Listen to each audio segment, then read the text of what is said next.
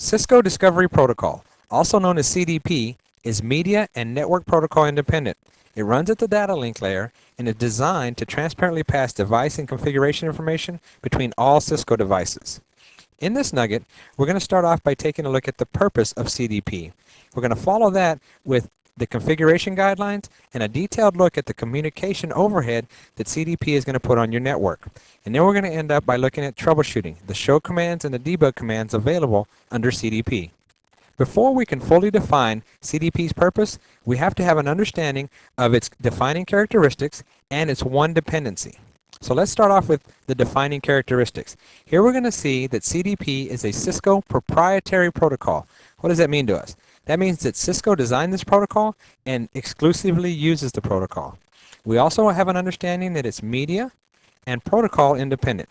That means as we look at the OSI layer or any of the working layers of protocols like TCP or IPX, you will have a physical layer, you will have a data link layer, and you will have a network layer, at least. There are other upper layer layers, but here we're going to have physical, data link, and network. And it's saying that at the physical layer, where we define the transportation media, I am completely independent of that when I'm running CDP.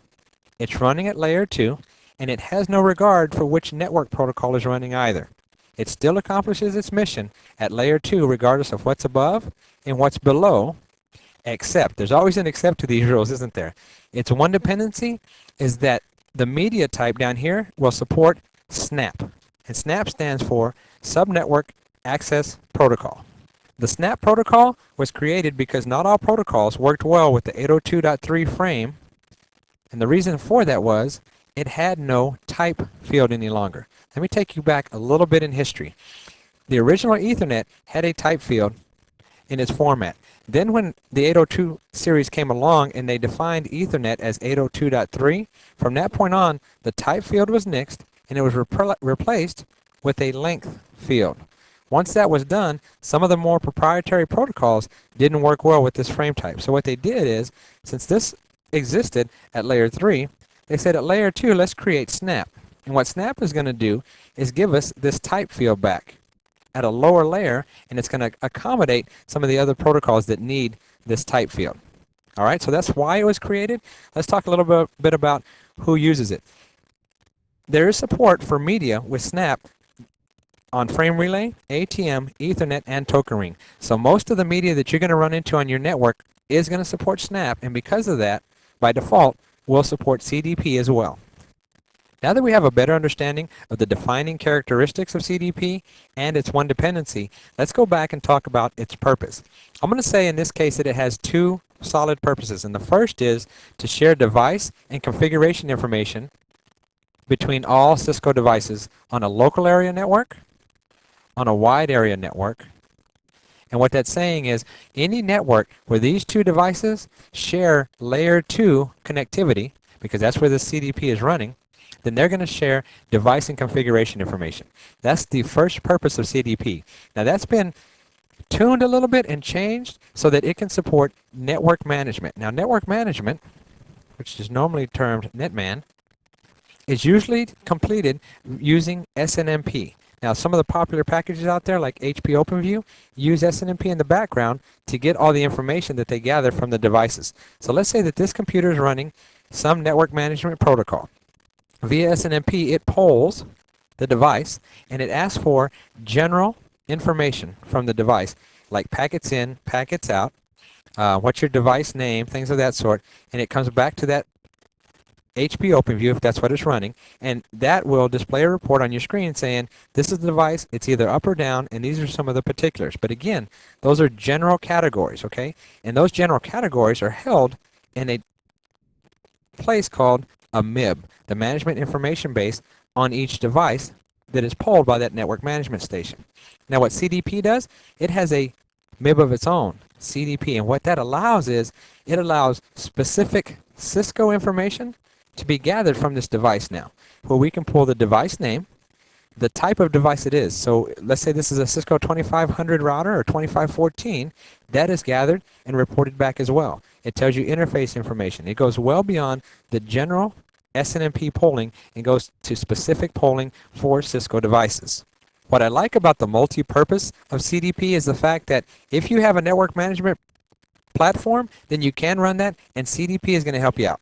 But it doesn't make you go out and spend this money on this platform or the network overhead associated with it. You can simply have Cisco devices in your network, and they will report this information to each other. So if I was on this device and I issued the correct show commands, which we're going to cover later in this nugget, then I would be able to know that on the other end of this wire, I have a Cisco device. I would know the device ID and a lot of the configuration information that is stored on that device. Isn't that pretty cool? So you don't have to spend the money that you would here. Of course, you won't get the pretty graphical representation, but the information would still be available to you. With this multi-purpose, you almost think, what more could you ask for? But then you might say ease of configuration. You got it. Let's check this out. All right, there's two types of configuration, and in these first conversation bullets we're going to have here, these pertain to a router. Okay? If we want to globally activate CDP, the command is CDP space run. Pretty simple, right? And understand, when we say globally activate, that means CDP is on and available on the entire router. Now there's going to be specifications we can make per interface. In other words, we can, with this more granular command, have one interface running CDP and another one that is not running CDP. And the command is simply, in the interface configuration mode, CDP space enable. All right? Now that sounds easy enough, right? We're looking for ease of configuration. Cisco went one step further. And what they said is, you know what? Don't worry about this command, because as soon as you turn on your Cisco device, it's running. This is automatic, okay? So now your only option is, do I want to turn it off? And if you do, globally, you add no to this command in the beginning. No space CDP run. If you want to turn it off per interface, it's no space CDP space enable. It really doesn't get any simpler than that. Okay, now like I said, this pertains to the router. When we're looking at switches, we have global and port commands. Okay, so as you have interfaces on a router, you're going to have ports on a switch. The global command is set space CDP, and then you simply opt for enable or disable. Again, it's going to be on by default. Okay?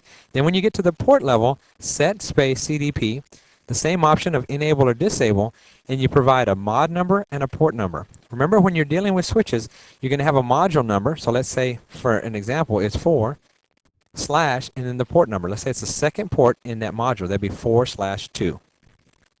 Couldn't be much simpler than that, right? All right, so at a switch level, we're simply going to issue these commands, and it's going to be at the privileged mode.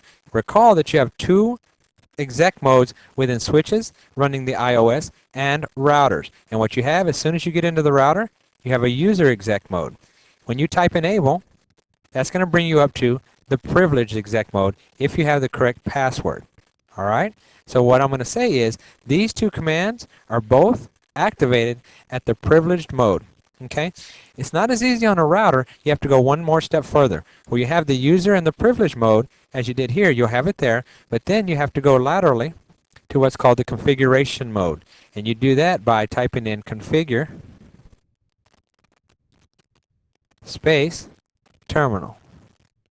What you're telling it is, I do want to configure, and I want to configure it from the terminal, because there are other options there. So once you get to configure space terminal, you're going to be in a config mode, and your prompt is going to change to config in between your host name, which in most cases for our labs are R1, R2, R3, and so on. So let's say R2, config, and then the number sign. All right, let's see that in action. We're going to get into our router.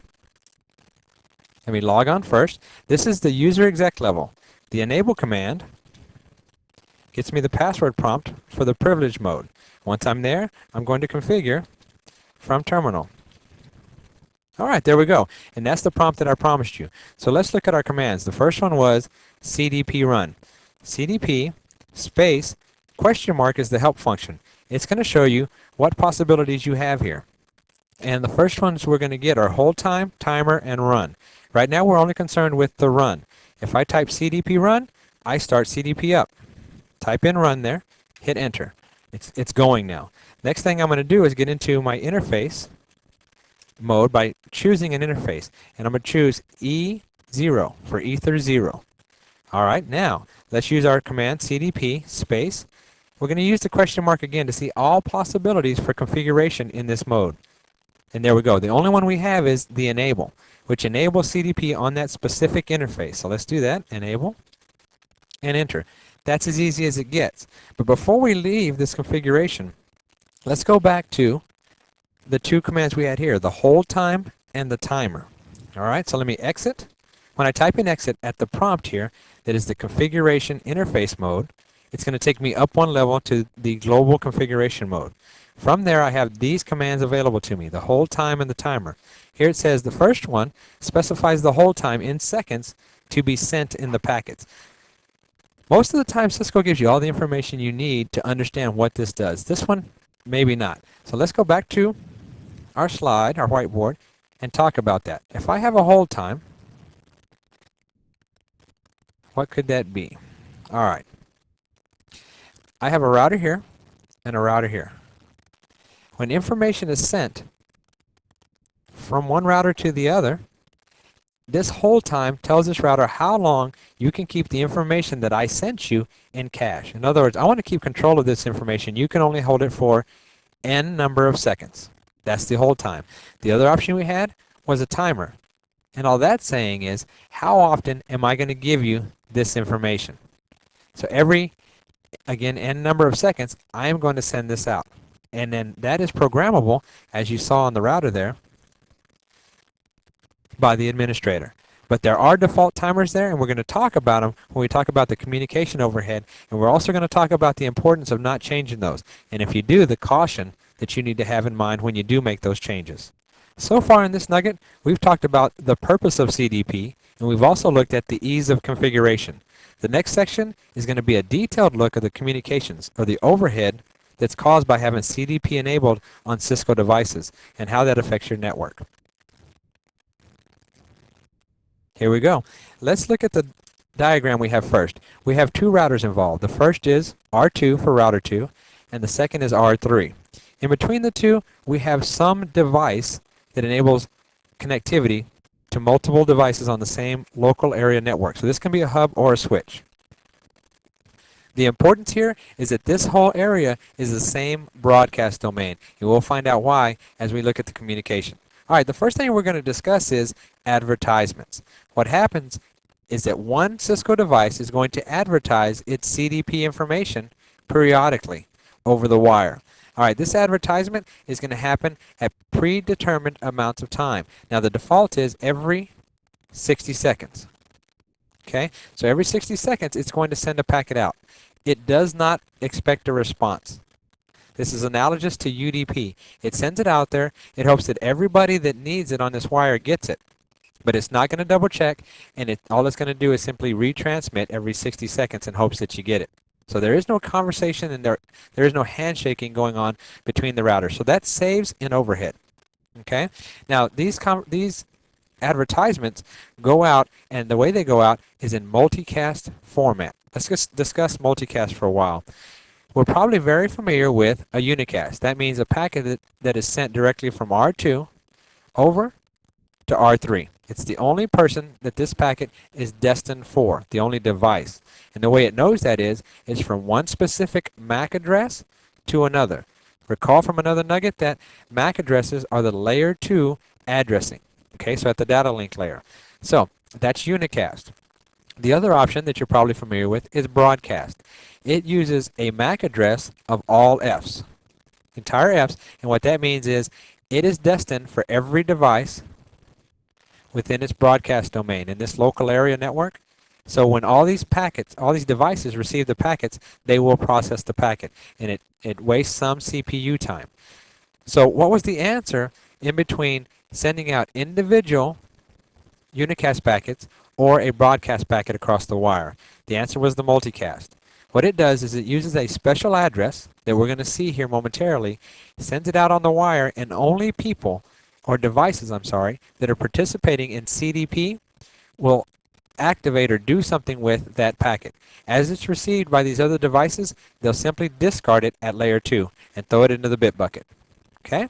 So it saves CPU time on each of these devices, because if it was a broadcast, they would each process that packet. Okay? And because it's a multicast, it doesn't require multiple packets to be sent out to every device on the wire. Let's say that we had another Cisco device connected here. So you had another router.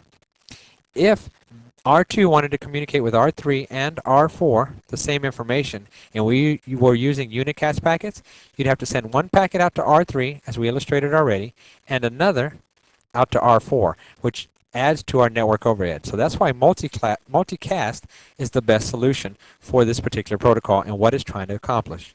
Remember I mentioned that we were going to look at hold down timers and the timers involved with the advertisements and understand the relationship between the two and the default settings. The default setting for the hold down timer is 180 seconds. Now this again is how long a device can hold information of another Cisco device in its cache. Cache is temporary memory. All right, the relationship here is 60 to 80. There's no problem with the defaults. But let's take a look at if we change the hold down timer to every 30 seconds, let's say, instead of 180. What happens is R2 sends out a packet to R3, and then it's going to wait 60 seconds to send it out again. Well, at 30 seconds, that information is timed out, so it no longer holds it in cache. So there's a 30-second interval there before the next advertisement is transmitted that we have no information on that specific neighbor. So CDP doesn't accomplish its task or its purpose with these two numbers and their relationship as it follows. Now let's take a look at the effect if we make this hold down timer longer than the default. Let's say 270 seconds. Here's what's going to happen.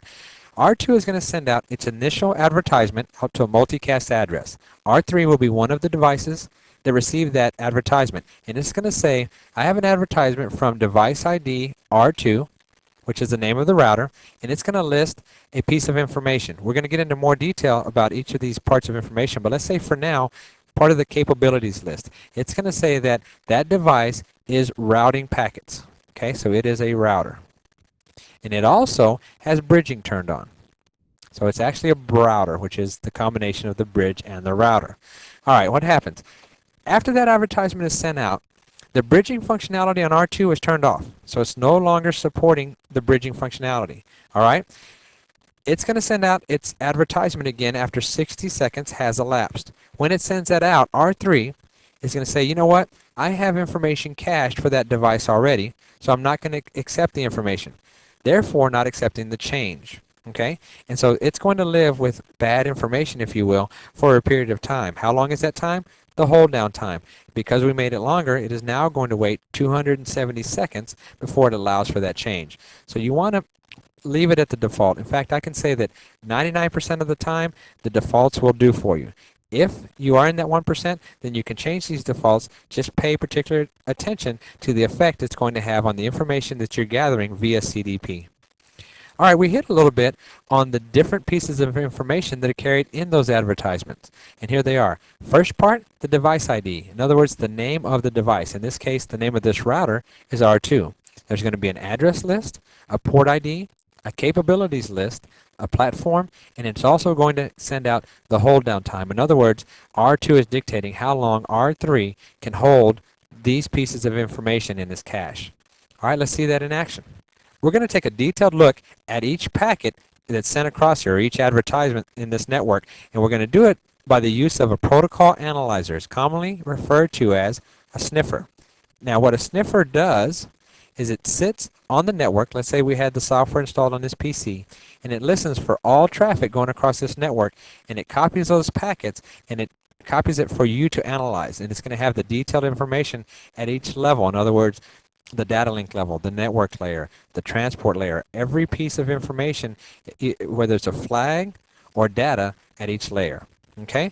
Now, because we're on a switched environment here, the only access or the only packets that we're going to see on this sniffer are either unicast packets directed directly at it, multicast packets that are sent to everyone, but only particular IDs or people running CDP that acknowledge that ID will process those packets, or broadcast traffic. So luckily CDP exists and is transmitted out in multicast, so we're going to see all of those packets. What I've done is I've taken a capture over a period of time of all packets going across that network. I've taken out everything except for CDP packets, because that's the only ones we want to analyze. So when I bring up my sniffer, it's going to show you the CDP packets, and we're going to go down into another window and analyze them further. Let's go ahead and do that now. The particular sniffer software that I'm using here is Ethereal. Now you can use any type you want. Again, they're protocol analyzers and they simply gather in the data. Here we see the data. Let me get you familiar with the fields. The number of the packet, the time since the last packet was transmitted, the source ID. Keep in mind, these IDs are at the data link layer. In other words, these are MAC addresses. Now we're going to discuss MAC addresses in another nugget. Suffice it to say that MAC addresses are unique per device. Okay? Now, the destination, this is a MAC address. The exception to the unique MAC address is either a broadcast MAC address, as I talked earlier, there would be all F's here, or a special MAC address for multicast. And here you see the one that is used by Cisco for CDP traffic. We have 01, 00, 0 Charlie, Charlie, Charlie, Charlie, Charlie, Charlie, Charlie. This is for CDP only. So anytime you see this in the destination field, you know that the protocol is CDP. Okay, and then it defines it further as Cisco Discovery Protocol. Here's the important part down here. This is the detailed analysis. What we want to pay particular attention to is the information at layer 2, and this is the data link layer, and it's going to tell you IEEE 802.3 Ethernet packet, and the destination address is again that multicast. The source is this MAC address. Then we're going to get into the specifics in the Cisco Discovery Protocol. I'm going to move this window a bit so that we can see that better. All right, here we're going to have the pieces of information transmitted in that packet. And just like we said, you've got the version, the time to live. This is the hold down time. The default is 180 seconds. You have a checksum. That's simply an algorithm that's run on the packet once you receive it that should match the checksum that's in the packet. If not, it's been altered in transit. Okay, then we get into the more important things, the device ID. R3 is the name of the router that sent this over to R2. If you recall in our diagram, we have the two routers on the network. All right, so that's the device ID. It gives you a little bit more information there. And then we get into addresses. When we're talking addresses at this area, we're talking about IP addresses. The IP address of router R3 is 192.168.1.3. Then we're going to get into the port ID, Ethernet 0. It's saying out of this port, I am able to send out CDP, and also this can be my SNMP active port. The most information is carried here in the capabilities. Let me scroll down on that. All right, one more button, and here we have it. All right. Within the capabilities, it's going to define for you whether this device performs level 3 routing. In other words, is it a router? Yes, it is. And then our particular device is none of the rest of these things, but it does tell you if it performed layer 2, let me scoot this over, transparent bridging, then this would be a 1. If it performed layer 2 source route bridging, we'd have a 1. Level 2 switching, same thing. Does it receive network layer packets? Yes or no? Does it forward IGMP report packets? This is a new acronym for you, IGMP. It stands for Internet Group Management Protocol. It's simply what is used in the Cisco environment to control multicast and allow for registration of multicast traffic. All right? And then does it provide level 1 functionality? Let's move back over out of capabilities into the software version. This is actually pretty cool. It's going to tell you the specific version of software running on this iOS device. Now, as I was saying, when you have regular SNMP, you get generic information. You would never have something this granular, or for that matter, this granular in SNMP in its general MIBs. This specific CDP MIB allows us to pull this information out. It's running version 11.2, maintenance revision 4, and it's running on a 2500 router. And it even gives you more information. The platform is here.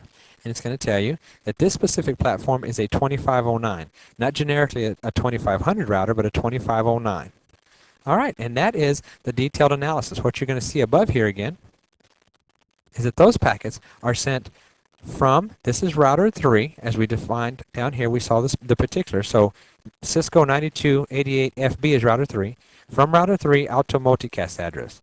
Then we see here from router 2 out to multicast address. And how do we know it's router 2? We go down into the Cisco Discovery Protocol and we look at the device ID, which is R2. Everything else will be the same as we saw it for R3. And you simply see that repeated. Again with R3, sending out R2, R3, R2, and so on down the line. Send out every 60 seconds as the timer is set by default. Now, a moment ago, I said everything would be the same. Let me clarify what I mean by that. On R2, I mean the different categories will be the same. In other words, it will have the addresses, the port ID that you see there, the capabilities fields, and all of these here. Now, the actual flag may be different. In fact, it may be that this particular router, R2, is going to support the bridging at level 2, either transparent or source route. Okay, so the flags can be different. I'm just saying that the information fields will be the same, whether it's R3 or R2. In other words, the CDP packet has the same format, regardless of which router it's coming from, or even a switch. All right, let's move on now into our next category, and that is troubleshooting of CDP. Up here on top, we're going to talk about the commands associated with troubleshooting a router first. All right, so these are the router commands. We have show CDP space, and then we have entry, interface, neighbors, traffic, or simply hitting the enter key as our options after those commands. So if we type in show space CDP and simply hit enter, what we're going to get is the information on the timer of the advertisements and the hold down timer, more of a global sense of what's going on with CDP. Now if we move into our next option, show CDP entry, it's going to ask for a keyword here, and that keyword is going to be the device ID of some neighbor. So if we're on router R3, we would type in here R2, and it's going to give us specific information on this neighbor. So entry gives us neighbor information, and it's designed for a specific neighbor. It also has a wildcard option. If you use the star, it'll give you all neighbors. Okay. Then we move into show CDP interface. What we're going to see here is status and configuration of the interfaces. The status is simply going to tell you whether the interface is up or down, and the configuration is going to give you information about CDP. Really, it's just going to give you the hold down timer and the advertisement timer. All right, show CDP neighbors. This is going to give us a quick reference checklist of all the neighbors. It's not going to be in the same format that you would find here if you use the star command. It's going to have device ID, platform, things of that sort listed across the page, and it's going to list the neighbors in this order here. Okay, next, show CDP traffic. This is going to show you statistics. The statistics that it gives you is packets in the router, packets going out of the router, and then a number of errors.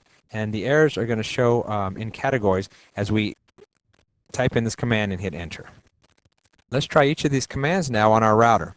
Let me gain access. Password there. Move up with the enable command, password at the privilege level, and here I am. Now we're going to illustrate our show CDP command. The first one, we just hit enter. As I said before, you're going to see the different timer intervals. This is the time for advertisements, and this is the hold down time.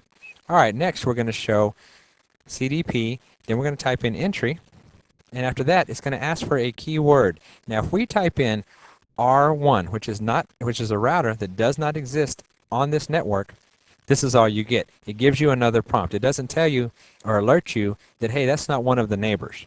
Just be aware of that. Now, if we type that command in with one of the neighbors, like R2, that actually exists, here's the information. The device ID, the IP address, the platform. It's all the information carried in the packet, including the version that is running on that router. All right, so the next entry that we want to go for is the interface. So let's do show CDP interface. There we go. It's going to show every interface on this router, in this case Ether 0 and Serial 0. It's going to tell you the state. Ether is up and up, the Serial is down, down. Okay? And then it's going to give you the timers we were talking about, the advertisement timers and the hold down. Same thing down here. The next command we have is show CDP neighbors. There we go. This is the down and dirty that I was talking about before. It's just going to give it to you in a descending order here. It's going to say R2 is the device ID, local interface, hold down time, the capabilities. Now these could be multiple, and if you look up here, it's going to tell you all the codes that are possible. In this case, it's just the router. The platform is a 2500, and it has a port ID of Ether 0, which is the same as the local interface. Look at this closely, though. It doesn't tell you that indeed this is a 2509, does it? It just says the platform is a 2500. If you remember looking at the packets, we did see more detailed information going across. So it's just giving you the general platform information. All right, the next entry we're going to have then is show CDP, and this time we're going to go for traffic. This is where we're going to get the statistical information. As I said, the number of packets that are going out, the number of packets coming in, and then some errors down here. Checksum error, no memory error, invalid packet, and so on. Those are our CDP show commands available in the router. I also listed down here commands available in a switch. We simply have, these are much easier, the show CDP, which is a global sense command, and then if you want information on a specific port, show CDP port, again the mod and the port number. An example would be like module 4, port number 2 on that module. Alright, the next thing we're going to talk about is the debug commands. We have debug CDP, and our options this time are the adjacencies, events, IP, and packets. Now the adjacencies is going to give you neighbor information. The events, these are error informations. If you get any error concerning CDP, you're going to see it here. Neighbors up here. IP, specific information on the status of IP as it references CDP. In other words, if you were adding another network out there, it would list the network. If for some reason it couldn't find a stub network, it would list that error in the IP portion. And then we have packet-related information. What I want to do is go into the router at this time, and I have turned on CDP. Let me find exactly where here.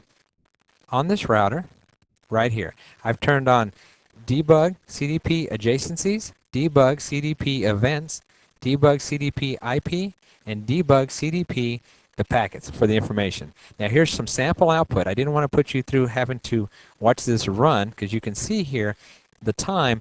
It goes through a minute of time every time that it's going to transmit the packets as it's set for the timer. All right, the first thing we're going to get, and what I wanted to show you by grouping all these together, is whenever we have a packet that has to do with the debug of CDP IP, it lets you know here. This is the IP debug. If it's a packet debug, it lets you know here with the PA. So it keeps things separate for you. I thought that was pretty cool. You can have all these debugs running at the same time and still weed through the information and know exactly where it pertains. So what we're going to see is, as we said in the example, with IP, it can't find a stub network off one of the interfaces that is active. On the packets, it's telling you each time it sends out a packet or it receives a packet.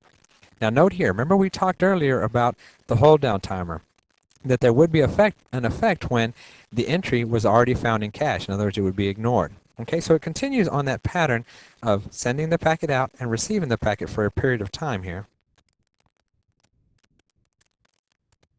And then what we did is I turned off R3. Okay, and at the time that I turned off R3, you see that we received a packet from R3 here. We don't receive a packet for a period of time. We're sending out packets, but we're not receiving them. And then finally, CDP debugging adjacencies gives us its first entry, and it says we're aging the entry for R3. In other words, the hold down timer is expiring. We haven't heard from R3, so let's go ahead and age that entry, listed as not being active. Okay, and then we just go forward with the IP still for not able to find the stub network, and the packet debug. We're sending packets out. At some point, right here, I turned router 3 back on. And what do we do? We received a packet from router on interface 0. Notice here, it doesn't have a label. This is the first packet we receive, so it doesn't have a device ID yet to tell you which router that is. The next time that we receive one, it says from R3 on that interface. And both times, the entries were not found in cache. Then I turned debugging off. So that was all the possible debugging for our CDP on this router. And that, my friends, is a wrap on CDP. In this nugget, we looked at the two purposes of CDP. One, to share device and configuration information between all Cisco devices. And the second one was to help SNMP move from a general reporting on MIBs to specific Cisco information being reported up to our network management stations. Then we moved into configuration. We saw that CDP is not only easy to configure, but Cisco made it automatic in the fact that you turn on the devices and CDP is running. We moved into communication. We saw that packets are advertised out via multicast, which saves on CPU and bandwidth. And we also saw the detailed information in those packets, the capabilities, the device ID, and the myriad of information passing across that network. We moved into troubleshooting after that and saw that the show CDP commands are very valuable, and looked at each debug CDP command so that we can run them simultaneously, and it has tags depending on which debug brought up information for us. I hope that this has been informative for you, and I'd like to thank you for viewing.